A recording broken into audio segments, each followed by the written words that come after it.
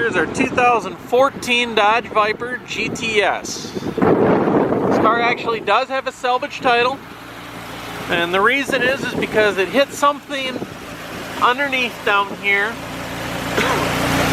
You can't see it at all up in here. See, up in the wheel area here is fine, but it hit something down and kind of where the lower radiator mounts, what it sits on there, the end of the frame rail is kind of bent. I'll lean under the car, you'll see it here in a minute. And you see there's absolutely no damage here under the hood. This is the carbon fiber hood.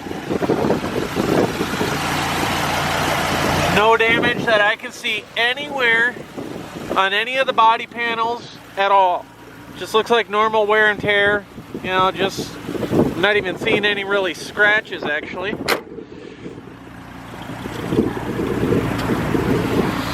Look here at the rims. They look fine. Just a little curb rash right here. Somebody did take the front emblem off of the car. We looked really quick on eBay.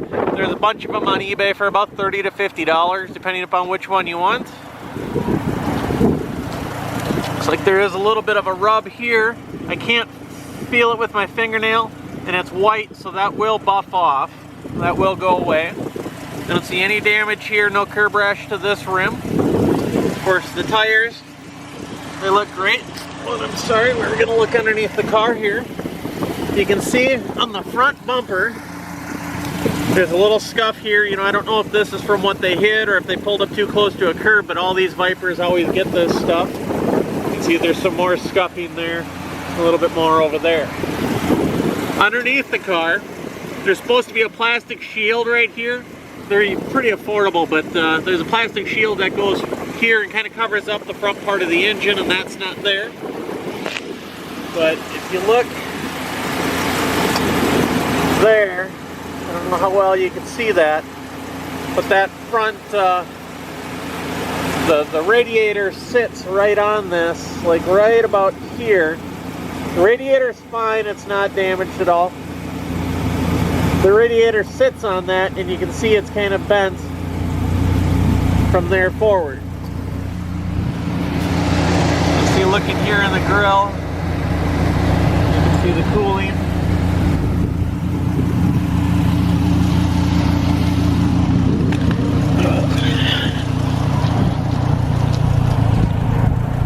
In other words, going down the car, again, no body damage that I can find anywhere. Being the GTS, it is the high-end one. You do get all the little carbon fiber inserts, the different colored seat belts. Here, the rear rim, no curb rash whatsoever. Lots of tread life left there on the tires.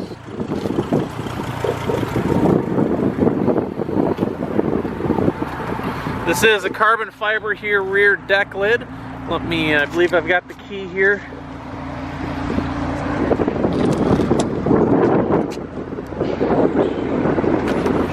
There we go. This is carbon fiber here in the rear deck lid as well. Get your, well, I guess this is your spare tire. It's your air pump actually. And then there is the screws and whatnot for the front. I'm sorry, my camera's going out of focus here. Maybe if I go like this. I'm not quite sure why it's doing that.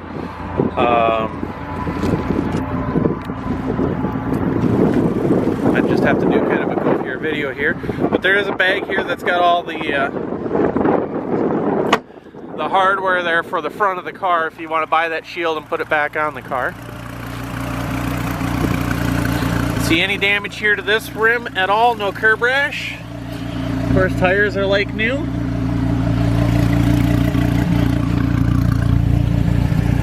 And looking under the rest of the car, there's no damage whatsoever anywhere.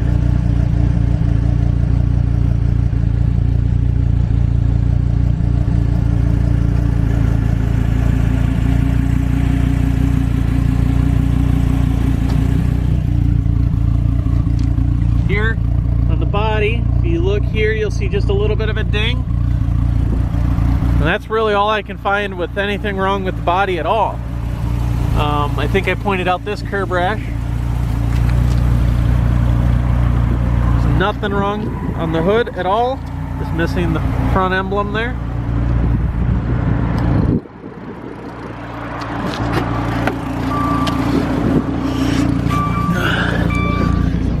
Dinging because the key left the vehicle there, so that's all it really was.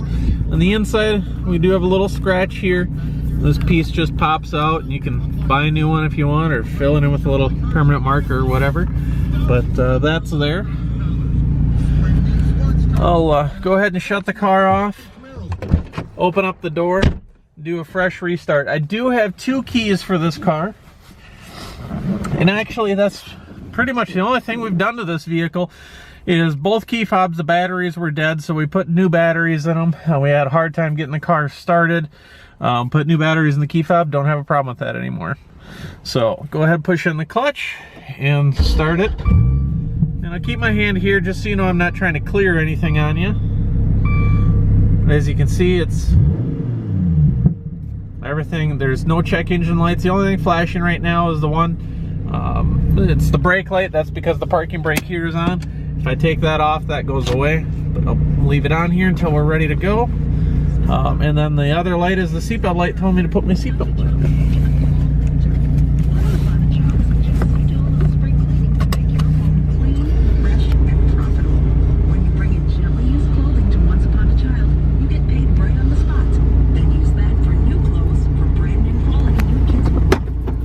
Looks like we do have an owner's manual in here. 2 cup holders, a little bit of a storage cubby.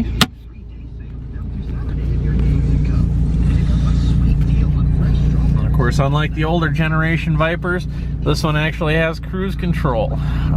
We drove the older Vipers, you know, pre this 5th generation Viper. It's kind of an annoying feature not to have. Obviously, it doesn't take much to speed in these cars. So I will go ahead. Got the parking brake off. You can see there's no issues here whatsoever.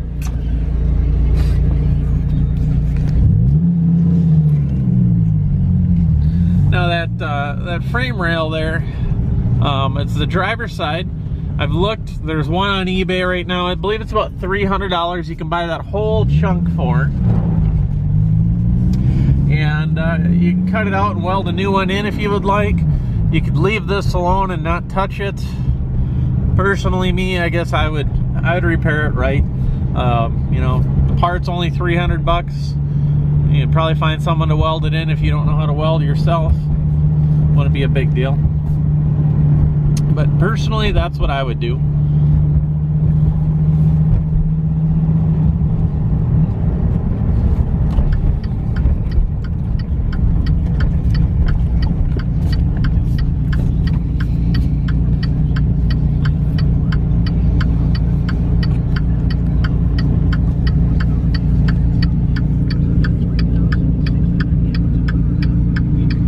Everything inside the car that we can find, we played with just about everything, and every button in the car works. Obviously, as you can see, we're up to operating temperature. It's not overheating or anything like that. All the fluids seem to be fine. The AC does work, but as you can see here, it's 34 degrees outside today here in Minnesota, so I have no way to verify, of course, and you wouldn't be able to tell on the camera if the AC is working, but we did test it the other day when it was about 60, 70 degrees, and it worked just fine.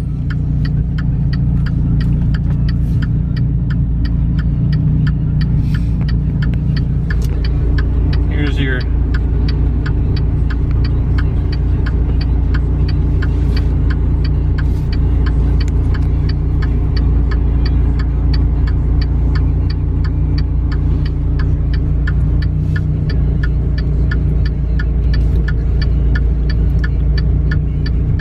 that's not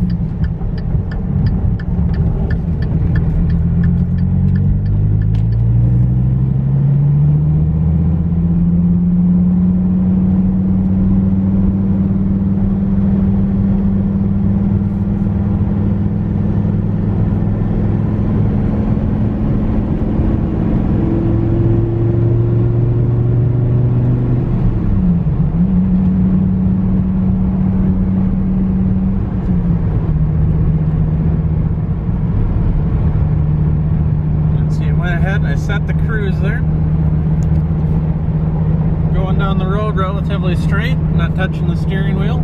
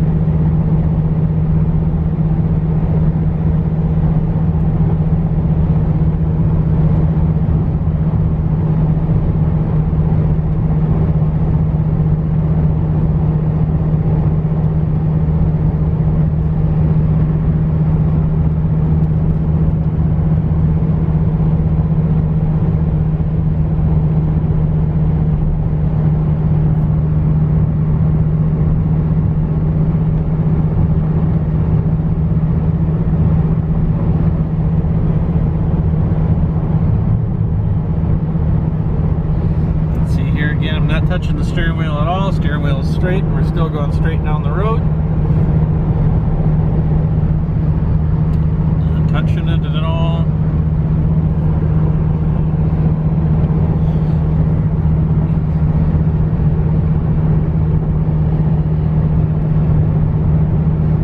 So as I was saying, really the key factors to this car, as far as what it needs that shield there behind the front bumper. It's just a plastic shield. And then of course the frame cut, as I was saying, that's really what I would do. I mean, it's part of the frame. It's really thin metal there. Obviously it crushes pretty easily, but it's the part of it is just the far end of the frame rail, if you will, is pretty much where it's at. But that should repair pretty easily. Obviously, if the car runs and drives as is, you don't need to repair it if you really don't want to, but personally, like I said, I would.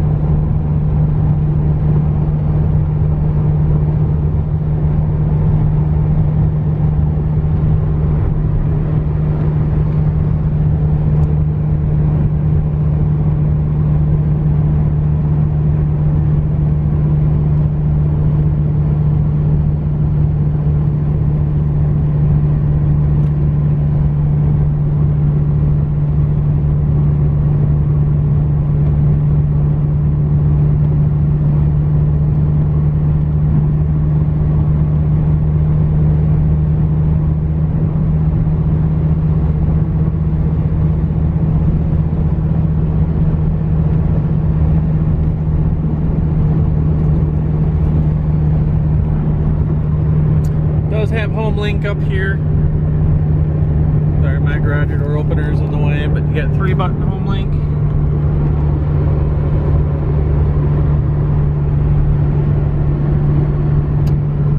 Interior of the car still smells very well, and I'm sorry I never even showed you the miles on the car. You can see currently there's 2,981 miles. Less than 3,000.